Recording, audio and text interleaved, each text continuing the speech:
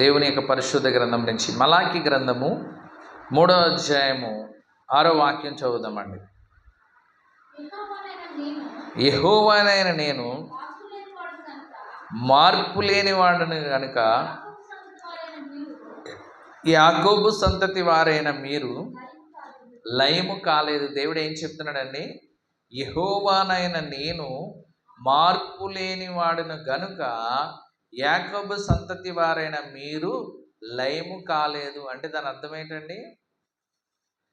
మీరు తుడిచిపెట్టుకుని పోలేదు. ఈ లోకంలో మీరు ఇంకా బ్రతుకుతూ ఉన్నారంటే నేను ఎవరినండి? మార్పు లేనివాడును. దేవుని యొక్క స్వభావం ఎలాంటిదంటండి? మార్పు లేనివాడు. ఆయన గనుక మనము చేసే ప్రతి కార్యాన్ని బట్టి, ఆయనకి వ్యతిరేకంగా నడుస్తున్న ప్రతి నడకను బట్టి, ఆయనకి వ్యతిరేకంగా ఆలోచిస్తున్న ప్రతి ఆలోచన బట్టి, ఆయనకి వ్యతిరేకంగా చేస్తున్న ప్రతి పనిని బట్టి శిక్షించడానికి ఆయన ఆలోచన కలిగి ఉంటే గనక ఈ భూమి మీద ఎవ్వరు ఉండరు. ఎందుకంటే వాక్యం ఏం చెప్తుంది? రోమీయులు రాసిన పత్రిక 3వ అధ్యాయము 23వ వాక్యం చదువుదామండి. ఏ భేదము లేదు, అందరూ పాపము చేసి దేవుడు అనుగ్రహించి మహిమను పొందలేకపోతున్నారు. ఏ భేదము లేదు, అందరూ పాపము చేసి దేవుడు అనుగ్రహించిన మహిమను పొందలేకపోతున్నారు. నా ప్రియమైన వారలారా, దేవుడు అనుగ్రహించే మహిమను మానవుడు పొందుకోలేకపోతున్నాడు. కారణం ఏమిటంటే, దానికి కారణం ఏంటండి?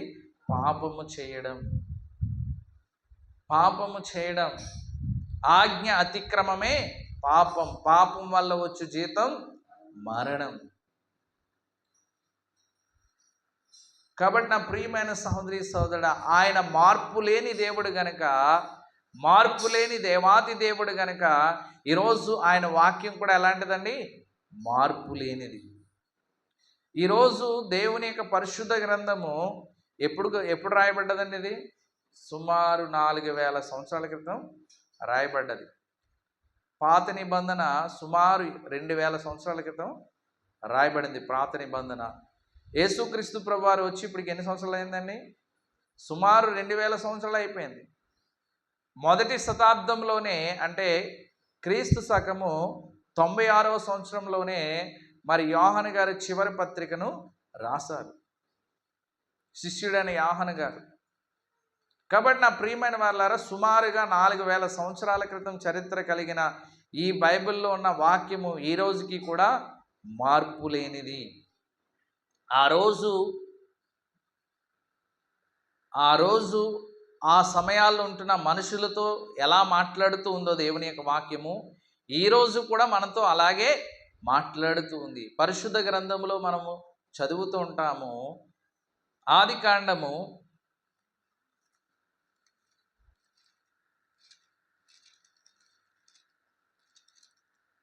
18వ అధ్యాయము 14వ వాక్యం చదువుకుందామండి. యెహోవాకు అసాధ్యమైనది ఏదైనా ఉన్నదా? ఏమంటున్నాడండి ఇక్కడ? యెహోవాకు అసాధ్యమైనది ఏదైనా ఉన్నదా?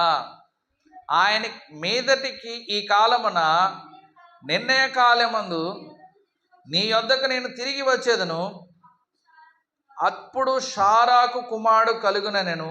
ఏంటంటండి? వృద్ధాప్యములో ఉన్న సారాతో దేవుడు అబ్రహాముతో మాట్లాడుతున్నాడు. నేను వారికి గర్భాన్ని ఇస్తాను.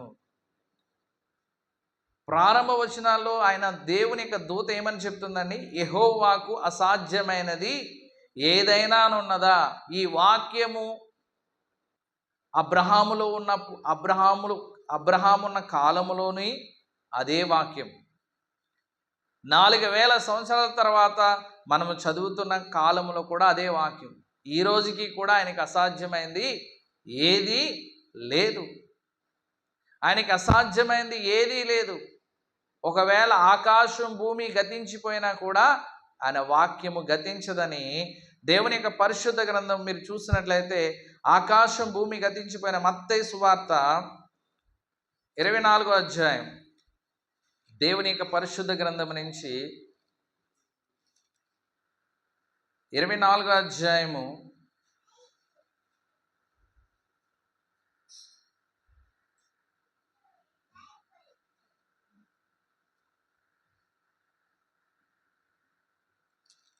35వ వాక్యం చదవండి అమ్మా.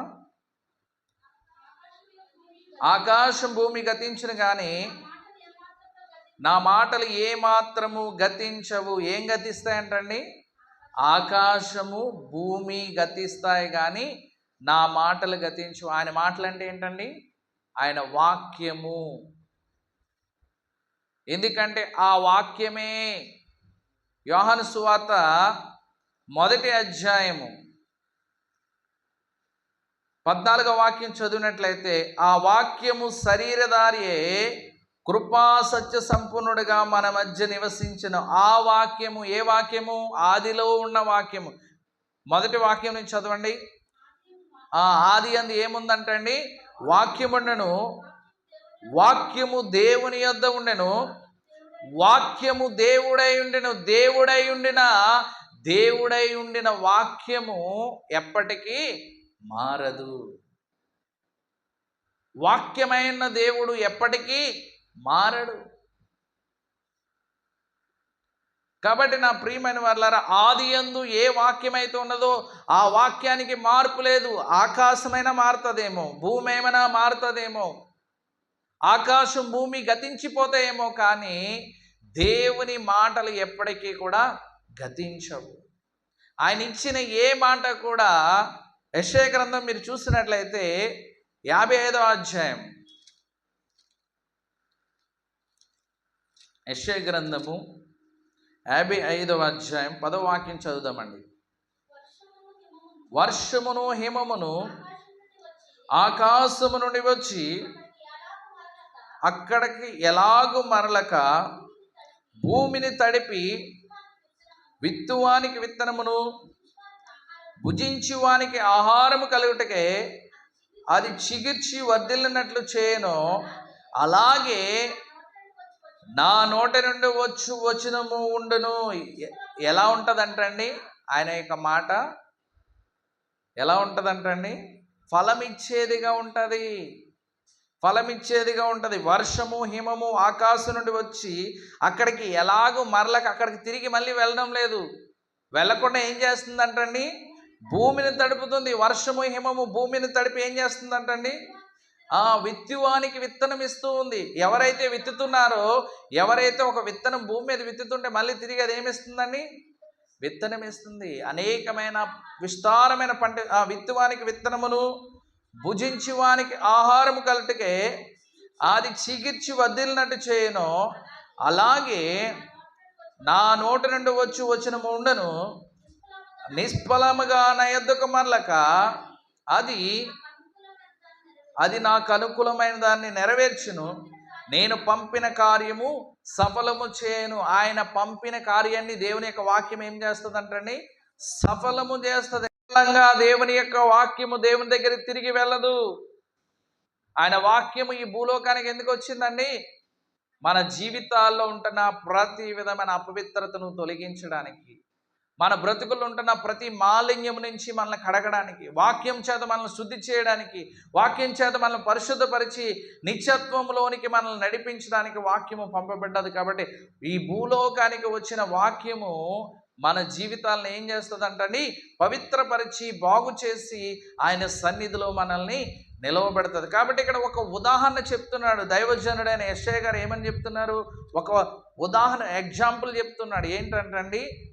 వర్షము హిమము ఆకాశం నుండి వస్తుంది కదండి, మీరు చూస్తున్నారు.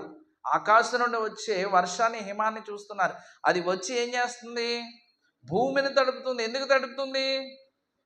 విత్తువానికి విత్తనం ఇవ్వడానికి. ఎవరైతే భూమిలో విత్తనం విత్తుతున్నారో వారికి ఫలాన్ని ఇవ్వడానికి.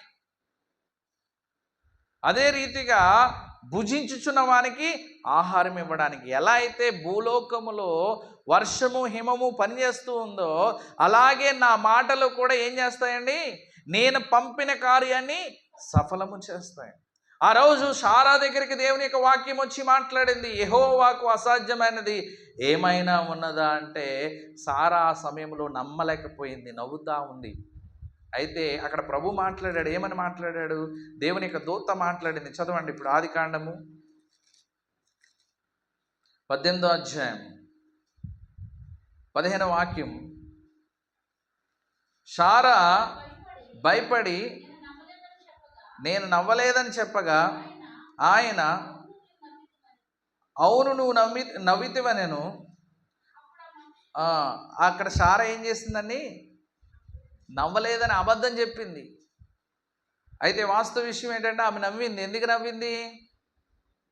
అది జరగదని. ఎప్పుడు మనకు నవ్వు వస్తుంది?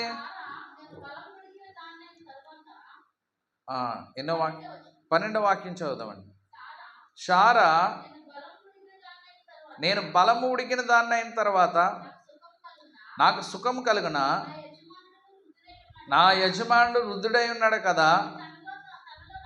తనలో నవ్వుకున్నది, తనలో తాను నవ్వుకుంది. ఎందుకు నవ్వుకుంది? అది జరగడం అసాధ్యము కనుక. మనకు కూడా చిన్నపిల్లలు కొన్ని మాటలు చెప్తారు. వాళ్ళ మాటలు విన్నప్పుడు మనకి ఏమొస్తుందండి? నవ్వు వస్తుంది. ఎందుకని? అవి జరగవు గనక. అవి జరగవు గనక. అలాగే ఈ శారా తల్లికి ఎందుకు నవ్వు వచ్చింది? అది జరగదు గనక. అది జరగదని ఆమె డిసైడ్ అయిపోయింది. ముసలివాడినైనా నా భర్త, ముసలిదాన్నైనా నాకు గర్భఫలం ఎలా వస్తుంది అని నవ్వుకుంది. అలాగే మనము కూడా కొన్ని సందర్భాల్లో దేవుని యొక్క వాక్యములో రాయబడిన మాటలు చదివినప్పుడు కొన్ని సందర్భాల్లో మనం నమ్మలేకపోతూ ఉంటాం. అయితే నీవు నమ్మలేనంత మాత్రాన దేవుని యొక్క వాక్యము మారదు. ఎందుకంటే రోమీయులు రాసిన పత్రికలో మనం చూస్తాం, అక్కడ దేవుడు అంటాడు, దేవుని యొక్క వాక్యం నుంచి రోమీయులు రాసిన పత్రిక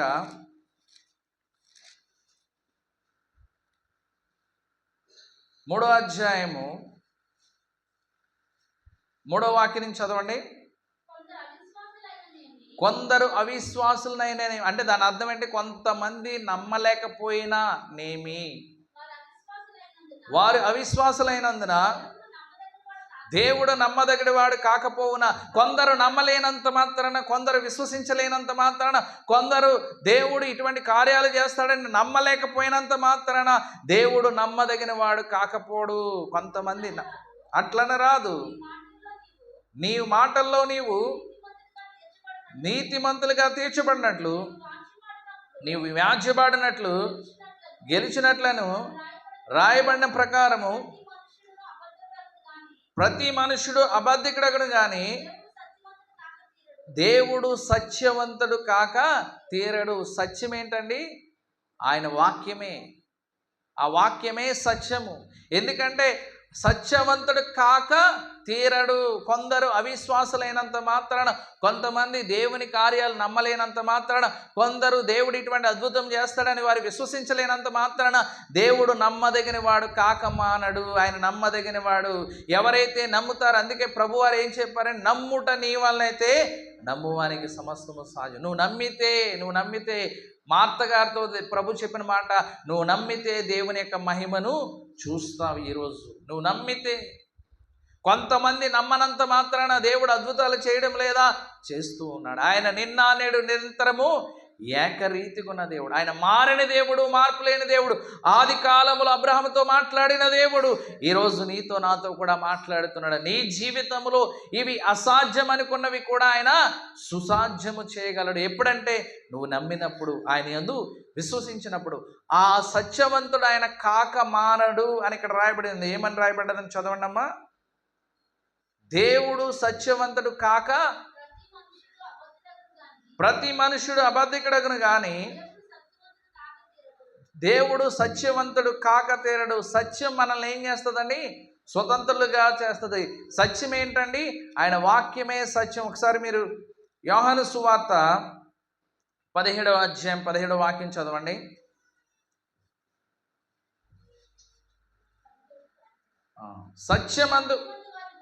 సత్యమందు వారిని ప్రతిష్ఠ చేయము, నీ వాక్యమే సత్యం. ఏంటంటే సత్యం? ఆయన వాక్యమే సత్యము. ఆయన వాక్యమే సత్యమై ఉన్నది. సత్యమైన వాక్యం అందు విశ్వసిస్తే అది నిష్ఫలంగా దేవుని వద్దకు తిరిగి మరలా వెళ్ళదు. నీవు నన్ను లోకమునకు పంపిన ప్రకారము నేనును వాని లోకమునకు పంపితిని. వారును సత్యమందు ప్రతిష్ఠ చేయబడినట్లుగా వారి కొరకై నన్ను ప్రతిష్ఠ చేసుకొనుచున్నాను. కాబట్టి నా ప్రియమైన వారులారా, దేవుడు మనల్ని సత్యమందు ప్రతిష్ఠించి లోకానికి పంపించాడు. దేని యందు ప్రతిష్ఠించండి? వాక్యమందు ప్రతిష్ఠించి. ఈ వాక్యము సజీవమైనది. ఈ వాక్యములో రాయబడిన ప్రతి మాట మన జీవితంలో నెరవేరుతుంది. ఈ వాక్యాన్ని మనం నెరవేరాలంటే మనం చేయవలసింది ఏంటండి? ఆ వాక్యాన్ని నమ్మాలి. అవును ప్రభా, నా జీవితంలో అనేకమైనవి అసాధ్యమైనవి ఉన్నాయి ప్రభా, కానీ నీకు సమస్తము సాధ్యమని ఆది కాండములో అబ్రహాముతో షారాతో మీరు మాట్లాడారు కదా, ఆ మాట నా జీవితంలో కూడా నెరవేర్చండి అని మనం ఏం చేయాలండి? నమ్మి ప్రార్థించాలి. నమ్మి ప్రార్థించాలి. ఆయన మాటలు మన యందు నిలిచి ఉన్న ఎడల మనం ఏది అడిగినా, మనకి ఏది ఇష్టమో అది అడిగిన ఎడల దేవుడు ఏం చేస్తాడంటండి? ఇది మనకి దయచేస్తాడు. అయితే మనం ఏంటండి? ఆయన మాటలు మన యందు యోహాను సువార్త 15వ అధ్యాయము 7వ వాక్యం, నా యందు మీరును మీ యందు నా మాటలను నిలిచి ఉండిన ఎడల మీకేది ఇష్టమో అడుగుడి, అది మీకు అనుగ్రహింపబడి. మీకు ఏది ఇష్టమో అది అడగండి. మీకు ఏం కావాలో అది అడగండి. ఎప్పుడు అడగాలి? ఆయన వాక్యము, ఆయన మాటలు మనలో నిలిచి ఉండాలి. ఎప్పుడు అడిగితే దేవుడు ఇస్తానంటున్నాడండి? మీకు ఏది ఇష్టమైందో అది అడగండి. మీకు ఏది అవసరమో, ఏ సమస్య నుంచి మీరు విడుదల పొందాలనుకుంటున్నారు, ఏ కోరిక నెరవేరాలనుకుంటున్నారు, ఏ ఆశ తీరాలనుకుంటున్నారో అది తీరాలన్నా, అది నెరవేరాలన్నా ఫస్ట్ నీలో ఏమి నిలిచి ఉండాలండి? ఆయన వాక్యం నిలిచి ఉండాలి. వాక్యం నిలవడం అంటే ఆయనకు అసాధ్యమైనది ఏది లేదని నువ్వు నమ్మడము, ఆ వాక్య ప్రకారం మనము జీవించడం, ఆ వాక్య ప్రకారం మనం నడుచుకోవడం, ఆ వాక్య ప్రకారం మనం మాట్లాడడం, ఆ వాక్య ప్రకారము మనం వెళ్ళే ప్రతి స్థలంలో వాక్య ప్రకారము జీవించడం. అలా జీవిస్తే దేవుడు ఏం చేస్తానంటున్నాడండి? మీకు ఏది ఇష్టమో అది అడగండి, అది మీకు ఇష్టం. మీరు బహుగా ఫలించడం వలన నా తండ్రి మహిమపరచబడును, ఇందువలన మీరు నా శిష్యులగుదురు. మీరు బహుగా ఫలించుట వలన, అనగా మీరు ఈ లోకములో అన్ని విషయాలలో ఫలించడం వల్ల మీరు దేవునికి శిష్యులుగా పిలువబడతారు. కాబట్టి నా ప్రియమైన వారులారా, ఈరోజు మనం బహుగా ఫలించాలంటే మనం చేయవలసిన పని, ఆయన వాక్యం మనలో ఏముండాలండి? నిలిచి ఉండాలి. అప్పుడు మీకు ఏది ఇష్టం అది అడగండి. మీరు కొంచెం అడగవచ్చు, కానీ ఆయన దేవుడు ఏం చేస్తాడండి? బహుగా దీవిస్తాడు. మీరు కొంచెం అడిగినా కూడా బహుగా దీవిస్తాడు. ఎప్పుడండి? మనలో ఆయన వాక్యం నిలిచి ఉన్నప్పుడు, మనము వాక్య ప్రకారం జీవించినప్పుడు, వాక్య ప్రకారం నడుచుకున్నప్పుడు, వాక్య ప్రకారము ప్రతిదీ మనం చేసినప్పుడు. వాక్యం ఒకటి చెప్పి మనం ఒకటి చేస్తే దేవుడు మనల్ని దీవించడు, ఆశీర్వదించడు. ఎవరితో వాదములు పెట్టుకోవద్దు, ఎవరితో గొడవ పడవద్దు, ఎవరికి కీడు చేయవద్దు, ఎవరికి అన్యాయం చేయవద్దు, ఎవరికి మోసం చేయొద్దని వాక్యం చెప్తుంటే మనం ఎవరితోనైనా గొడవ పడుతూ ఉంటే, ఎవరికైనా అన్యాయం చేస్తుంటే, ఎవరినైనా మోసం చేస్తుంటే దేవుడు మనల్ని ఎలా బహుగా దీవిస్తారో ఆలోచించండి. ఆయన వాక్యం మనలో నిలవాలి. ఎందుకంటే నేను పంపిన కార్యాన్ని సఫలం చేస్తుంది వాక్యము. నిష్ఫలంగా ఎందుకు తిరిగి రాదని దేవుడే చెప్పాడు. వర్షము హిమము ఎలాగైతే తన పని తను చేసుకుని వెళ్తూ ఉన్నాయో, అలాగే నేను పంపించే వాక్యం కూడా మన జీవితాలను ఏం చేస్తుంది అంటండి? బాగు చేస్తుంది. మీరు చూసినట్లయితే 107వ కీర్తన చాలా పర్యాలు మనం చదివే ఉంటాం. 20వ వాక్యం ఎన్నోసార్లు చదివాం. ఏమని చెప్తున్నాడు అక్కడ? నీ వాక్, ఆయన వాక్కు పంపి మనల్ని ఏం చేస్తాడంటండి? 107 20వ వాక్యం చదవండి. ఆయన తన వాక్కును పంపి వారిని బాగు చేసును, ఆయన వారు పడిన గుంటల్లో నుండి వారిని విడిపించును. ఏమంటున్నాడండి? ఆయన తన వాక్కును పంపి వారి జీవితాలను బాగు చేస్తాను, వారి కుటుంబాలని బాగు చేస్తాను, వారి జీవితాల్లో వారు ఎక్కడెక్కడ పడిపోయారో ఏమని రాస్తాడు చూడండి. వారి పడిన గుంటల్లో నుండి, అంటే వారు పడిపోయిన అగాధములో నుండి. గుంటలోంచి ఒక వ్యక్తి తనకు తానుగా బయటకు రాగలుగుతాడండి? గుంట ఎలా ఉంటుందో తెలుసండి? చాలా లోతుగా ఉంటుంది. నువ్వు ప్రయత్నం చేసే కొలది కాలు జారుతూ ఉంటాయి కిందకి.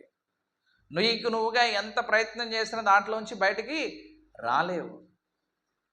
అయితే దేవుడు తన వాక్కును పంపించి వాడిని బాగు చేస్తున్నాడు. వాక్యం ఏం చెప్తుందో అది చేయడానికి నువ్వు తీర్మానం చేసుకుంటే నీ జీవితం బాగుపడుతుంది, నీ కుటుంబం బాగుపడుతుంది, నీ కుటుంబం బాగుపడుతుంది, నీ జీవితం బాగుపడుతుంది, నీ బ్రతుకుకి ఈ భూలోకంలో ఒక విలువ దేవుడు ఇస్తాడు. ఎప్పుడంటే ఆ వాక్యానికి మన హృదయంలో ఏమి ఇవ్వాలండి?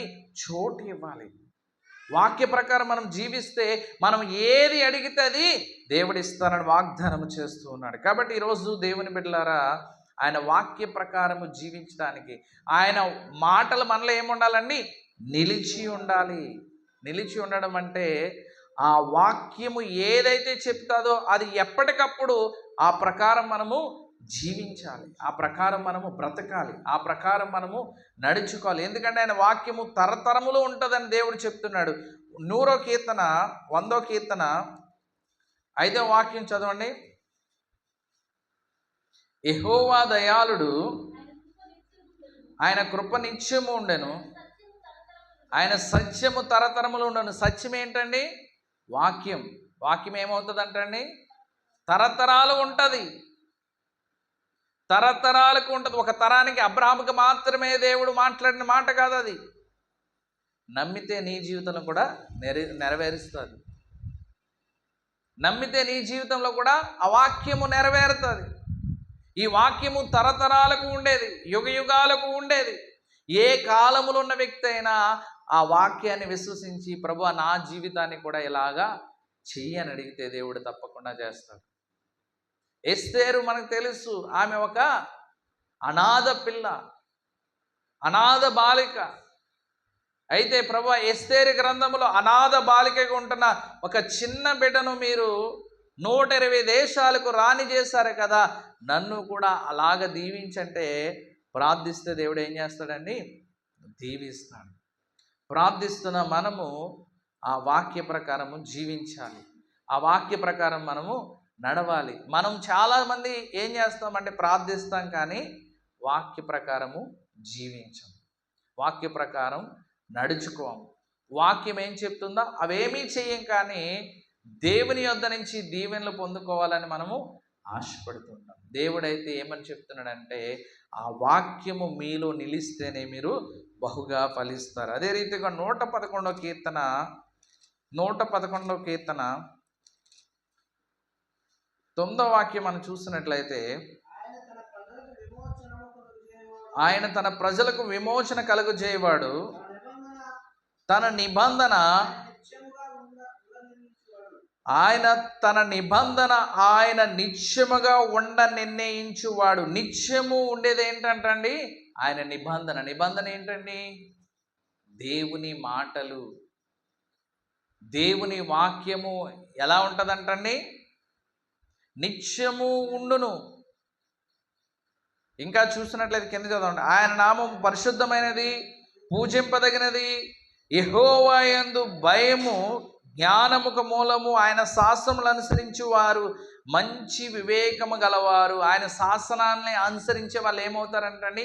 మంచి వివేకము కలిగిన వారుగా మారుతారు. అంటే ఏ సమయంలో ఏది చేయాలో, ఏది చేయకూడదో, ఎలా మాట్లాడాలో, ఎలా మాట్లాడకూడదో, ఎలా ప్రవర్తించాలో, ఎలా ప్రవర్తించకూడదో, ఏ రీతిగా జీవించాలో, ఏ రీతిగా జీవించకూడదో ఆ వివేకం ఎక్కడి నుంచి వస్తుందంటండి? ఆయన శాసనముల నుంచి. నోవాహు దినాల్లో ఉన్న వాక్యము ఈరోజు అదే వాక్యం ఉంది. ఆ వాక్యాన్ని వినని వారికి దేవుని కృపచేత నీతిమంతులుగా పిలువబడడానికి దేవుడు ఆధిక్యత ఇస్తాడు. కాబట్టి ఈరోజు దేవుని బిడ్డలమైన నా ప్రియమైన సహోదరి సహోదరుడా, ఈ వాక్యములో, ఈ పరిశుద్ధ గ్రంథంలో రాయబడిన ఏ మాట అయినా నీ జీవితానికి అన్వయించుకుని విశ్వసించి ప్రభువా ఈ వాగ్దానము, ఈ వాక్యము నా జీవితంలో నెరవేర్చమని మనం ప్రార్థన చేసి అడిగితే దేవుడు ఖచ్చితంగా నెరవేరుస్తాడు. ఆయన మాట తప్పుటకు ఆయన నరుడు కాదు, మాట ఇచ్చి తప్పుటకు ఆయన నరుడు కాదు. ఈ పరిశుద్ధ గ్రంథము ఎవరి కోసం రాయబడ్డదండి? నీ కోసమే, నా కోసమే రాయబడ్డది. అందుకే పౌలు గారు అంటారు, కొరింథీ రాసిన మొదటి పత్రిక 10వ అధ్యాయము 5వ వాక్యం చదువుదాం. అయితే వారిలో ఎక్కువ మంది దేవునికి ఇష్టలుగా ఉండకపోయారు గనక అరణ్యములో సంహరింపబడిరి. వారు నశించిన ప్రకారము, వారు ఆశించిన ప్రకారము మనము చెడ్డవాటిని ఆశించకుండానట్లు ఈ సంగతులు మనకి దృష్టాంతములుగా ఉన్నాయి. ఈ సంగతులు ఎందుకు పరిశుద్ధ గ్రంథంలో రాయించాడంటండి దేవుడు? వారు ఆశించినట్లుగా మనము చెడ్డవాటిని ఆశించకుండానట్లు. ఎక్కువ మంది ఏమయ్యారంటండి? అరణ్య యాత్ర చేసిన, కనాను యాత్ర చేసిన వాళ్ళు ఎక్కువ మంది ఏమయ్యారంటండి? ఆయనకి ఇష్టలుగా ఉండలేకపోయారు గనక అరణ్యములు ఏమైపోయారండి? వాళ్ళు రాలిపోయారు. ఈరోజు కూడా దేవుని వెంబడిస్తున్న మనము ఆయనకి ఇష్టలుగా ఉండలేకపోతే మనం కూడా ఏమవుతామండి? నిత్యత్వంలోనికి వెళ్ళలేం, నిత్యత్వాన్ని పొందుకోలేం. ఇవన్నీ ఎందుకు రాయబడ్డాయంటే వారిలాగా చెడ్డ వాటిని మనం కోరుకోకుండా ఉండాలని, చెడ్డ పనులు చేయకుండా ఉండాలని, చెడ్డ కార్యాలు చేయకుండా ఉండాలని. ఆకాను ఏం చేశాడండి? బంగారు కమ్మిని ఆశించి దేవుడు ఇచ్చిన ప్రశస్తమైన పాలు తేనెలు ప్రవహించి దేశంలోనికి వెళ్ళలేకపోయాడు. దాతాను అభిరాములు ఏం ఆశించారంటే తన సేవకుడైన మోషేకు వ్యతిరేకంగా తిరుగుబాటు చేశాడు. దేవుడు మోషేతోనే మాతో కూడా మాట్లాడతాడు. అయితే దేవుడు వారందరి మీద నాయకుడిగా దేవుడు మోషేను ఉంచాడు కనుక వారు ఏం చేయాలండి? వాక్య క్రమం ప్రకారం వారు ఏం చేయాలండి? ఆ సేవకుడికి లోబడి ఉండాలి. అలా లోబడకుండా సేవకుడి మీద తిరుగుబాటు చేసినందుకు దేవుడు వారిని ఏం చేశాడని? మరణానికి అప్పగించాడు. ప్రపంచంలో కని వినని వెరగని రీతిగా వెంటనే భూమి నోరు తెరిస్తే ఏమవుతుందని అందరూ చనిపోవాలి. కానీ కేవలం ఎవరైతే తన సేవకుడికి వ్యతిరేకంగా ప్రవర్తించారో ఆ కుటుంబాలు మాత్రమే. భూకంపం వస్తుందండి. భూకంపం వచ్చినప్పుడు అక్కడ ఎవరైనా కొంతమంది మాత్రమే చనిపోతారా? ఆ స్థలంలో ఎక్కడెక్కడ కంపించిందో ఆ స్థలంలో ఉన్న వారందరూ, వాళ్ళు క్రిస్టియన్స్ కావచ్చు, హిందూస్ కావచ్చు, ముస్లిమ్స్ కావచ్చు, ఎవరైనా చనిపోతారు. కానీ ఇక్కడ మాత్రం ఎందుకంటే ప్రపంచంలో కనీవిని ఎరగని రీతిగా భూమి నెరవిడిచి ఎవరైతే తన సేవకుడికి వ్యతిరేకంగా మాట్లాడారో వారు మాత్రమే సంహరింపబడ్డారు. ఆకాశం నుండి మన్నాను కురిపించినప్పుడు ఆ మన్నాను తిని భుజించి దేవుని మీద తిరుగుబాటు చేస్తూ వచ్చారు. నా ప్రియమైన వారులారా, షడ్రక్ మేషక్ అబేద్నెగోలు అగ్నిగుండంలో పడవేయబడినప్పుడు వారు విశ్వసించారు కనుకనే అగ్నిగుండం నుంచి తప్పింపబడ్డారు. సింహాల బోన్లో వేయబడినప్పుడు దానియేలు విశ్వసించాడు కనుకనే సింహాల బోన్లోంచి బయటికి తీసుకురాబడ్డాడు. కాబట్టి కొంతమంది విశ్వసించలేక నష్టపోయినట్లుగా మనం దైవలేఖనాల్లో చూస్తున్నాం. దేవుడు లోతుతో చెప్పాడు, లోతు కుటుంబంతో దేవుడు మాట్లాడాడు. ఇదిగో సొదొమ గొమొర్ర పట్టణాలు నాశనం కాబోతున్నాయి, మీరు వెనక్కి తిరిగి చూడకుండా వెళ్ళిపోండి అంటే లోతు భార్య ఏం చేసిందండి? వెనక్కి తిరిగి చూచి ఉప్పు స్తంభం అయిపోయింది. దాన్ని ఎందుకు రాశాడంటే పరిశుద్ధ గ్రంథంలో మనము దేవుని చెప్పిన మాట కాకుండా మన సొంత ఇష్టంతో, సొంత ఆలోచనతో ఏ పని చేసినా కూడా మన జీవితాలు కూడా అలాగే నిరుపయోగంగా మారిపోతాయని వాటిని దృష్టాంతంగా ఉంచాడు. వాళ్ళలాగా చెడ్డ వాటిని ఆశించుకున్నట్లు ఈ పరిశుద్ధ గ్రంథంలో వాటిని రాయించాడు. కాబట్టి కింద వాక్యాలు మనం చూసినట్లయితే, తినుటకును తాగుటకును కూర్చుండి వారిలో కొందరి వలె మీరు విగ్రహారాధికులై ఉండకుడి, మరియు వారి వలె మనం వ్యభిచరింపక ఉందుము. కొందరు వ్యభిచరించి ఒక్క దినమందునే 23,000 మంది కూలిరి. మనము ప్రభుని శోధింపక ఉందము. వారిలో కొందరు శోధించి సర్పం వలన నశించిన. కొంతమంది ఏం చేశారంటే ప్రభుని శోధించారు. ఎలా శోధించారు? మేము ఐగుప్తులో ఉన్నప్పుడు చాలా మంచి ఆహారం తిన్నాం, ఐగుప్తులో ఉన్నప్పుడు మంచి రుచికరమైన వంటలు చేసుకుంటూ భుజిస్తున్నాం, ఇక్కడికి వస్తే రుచి పచ్చి లేని ఆహారం మాకుంది, తినడానికి నీళ్లు లేవు, నీళ్లు చూస్తే చేదుగా ఉన్నాయని దేవుని శోధించారు. అప్పుడు ఏమైందంటండి? మీరు సనగకుడి, వారిలో కొందరు సనగి సంహారకుని చేతన. అంటే మనము దేవుడు మన జీవితంలో ఏ పరిస్థితి మన జీవితంలో అనుమతిస్తే ఆ పరిస్థితిని బట్టి మనం సనగకూడదు. ప్రభువా ఈ కష్టాన్ని నుంచి విడిపించి, ప్రభువా ఈ ఆపద నుంచి విడిపించని దేవునికి ప్రార్థన చేయాలి తప్పించి, ఏంటి ప్రభువా ఇలాంటి జీవితాన్ని ఇచ్చావు, ఏంటి ప్రభువా ఇలాంటి కష్టాలు పెట్టా, ఏంటి ప్రభువా నా బ్రతుకు, ఏంటి ప్రభువా నా బ్రతుకు అని దేవుని మీద మనము తిరుగుబాటు చేయకూడదు. ఈ సంగతులు దృష్టాంతములుగా వారికి సంభవించి యుగాంతమందున్న మనకి బుద్ధి కలుగుటకే రాయబడిను. ఏంటంటే యుగాంతమందున్న మనకి ఏం కలగాలనండి? బుద్ధి కలగాలని. ఏ బుద్ధి? ఏది చేయకూడదో ఏది చెయ్యాలో, ఏది ఆశించాలో ఏది ఆశించకూడదు, ఎలా చేయాలో ఎలా చేయకూడదు. కాబట్టి మనుషులకి ఏమొస్తాయంటండి? తాను నిలుచున్న వాడిని తలంచుకున్నవాడు పడకున్నట్లు జాగ్రత్తగా చూచుకలను. సాధారణంగా మనుషులకు కలుగు శోధన తప్ప మరి ఏది మీకు సంభవింపదు. దేవుడు నమ్మదగిన వాడు, మీరు సహింపగలిగిన దానికంటే ఎక్కువగా ఆయన మిమ్మల్ని శోధింపనీయుడు. అంతేకాదు, సహింపగలుగుటకు ఆయన శోధనతో కూడా తప్పించుకునే మార్గాన్ని కలిగజేస్తాడు. తప్పించుకునే మార్గాన్ని శోధనలో కూడా దేవుడు పెడతాడంటండి. కానీ మనకేం అర్థం కాదు, ఆ కష్టమే కనబడుతుంది. తప్పించుకునే మార్గం గురించి మనము ఆలోచించాం. దేవుడు ఏమని చెప్తున్నాడండి? సాధారణంగా మనుషులకు కలుగు శోధన తప్ప మరి ఏది మీకు సంభవింపలేదు. దేవుడు నమ్మదగిన వాడు. దేవుడు నమ్మదగిన వాడు. మీరు సహింపగలిగినంత మట్టుకే దేవుడు మిమ్మల్ని శోధిస్తాడు. ఆయన నమ్మదగిన దేవుడు. యోబును శోధించినప్పుడు ఆ శోధనలో ఆయనకి రెండంతల ఆశీర్వాదం ఇచ్చినప్పుడు, నిన్ను శోధించినప్పుడు నిన్ను కూడా రెండంతల ఆశీర్వాదంతో దేవుడు దీవిస్తాడు. యోసేపును శోధించినప్పుడు, యోసేపును ఐగుప్తు దేశమంతటి మీద అధికారిగా చేసినప్పుడు నిన్ను కూడా అధికారిగా చేస్తాడు. కాబట్టి దేవుడు నమ్మదగిన వాడు. నువ్వు యథార్థంగా నమ్మకంగా నీ కష్టంలో నష్టంలో దేవుని వైపు చూస్తే దేవుడు తప్పక నిన్ను దీవిస్తాడు. అయితే ఈ వాక్యాలన్నీ ఎందుకు రాయబడ్డాయంటండి? వారి వలె మనము చెడ్డవాటిని ఆశించి నశించిపోకున్నట్లు. వారిలో ఎక్కువ మంది ఏమయ్యారండి? ఆయనకి ఇష్టలుగా ఉండలేకపోయారు. ఎందుకు ఇష్టలుగా ఉండలేకపోయారు? ఎవరు ఆయనకి ఇష్టలు అంటండి? విశ్వాసము లేకుండా దేవునికి ఇష్టలై ఉండటం అసాధ్యం. విశ్వాసం అంటే ఆయన మీద ఆధారపడడం, ఆయన మీద ఆనుకోవడం. అది చేయలేదు. అయ్యో ఇక్కడ ఈ ఆహారం రుచి లేదనుకున్నారు తప్పించి ఈ ఆహారాన్ని రుచిగా మార్చే దేవుడు మనతో ఉన్నాడని వారు అనుకోలేదు.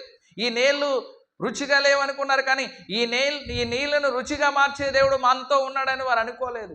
అలా అనుకునేవారైతే ఆయన యందు విశ్వాసం ఉంచేవారు. కాబట్టి దేవునికి ఇష్టలుగా ఉండడానికి ఆయన మీద ఆధారపడదాం, ఆయన మాటలు యందు విశ్వసిద్దాం. ఆయనకు అసాధ్యమైంది ఈ భూలోకములో ఏదీ లేదు. ఆయన నిన్న నేడు నిరంతరము ఏకరీతిగా ఉన్న దేవుడు. ఆయన నమ్మదగిన దేవుడు. నీకు ఏది కావాలో అది అడుగు. ఎప్పుడు?